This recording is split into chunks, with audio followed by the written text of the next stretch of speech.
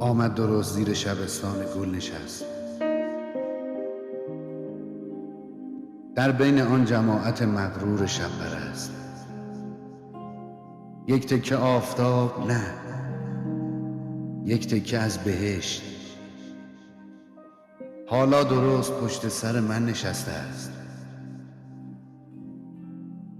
چادر نماز گلگلی انداخته به سر، افتاده از بهشت بر این ارتفاع پست.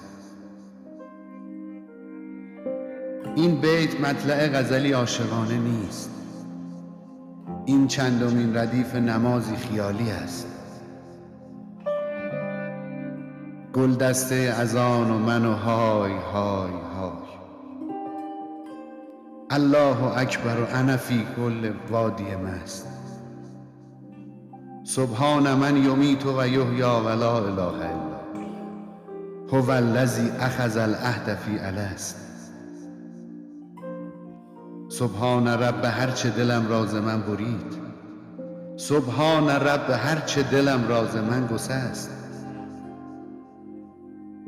یک پرده باز پشت همین بیت می کشیم، او فکر می کنیم در این پرده مانده است. سارا سلام، اشهد ان لا اله تو، با چشمهای سرمه‌ای ان لا اله مست. دل میبری که حی علی های های های، هر جا که هست پرتو روی حبیب هست. بالا بلند عقد تو را با لبان من، آن شب مگر فرشته ای از آسمان نبست. باران را توی پارک، مهرت همان شب اشهد ان در دلم نشست. آن شب کبوتری از بامتان پرید، نماز تو در بغض من شکست. سبحان من یمیت و یحیی و لا اله الا هو الذی اخذ العهد فی الست. سبحان رب هرچه دلم راز من برید، سبحان رب هرچه دلم راز من گسست. سبحان ربی من و سارا به هم دهی،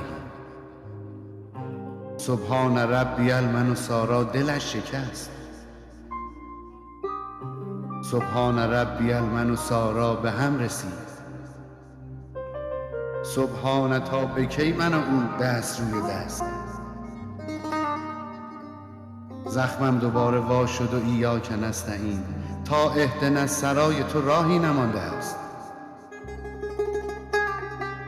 یک پرده باز بین من و او کشیدند، سارا گمانم آن طرف پرده مانده است.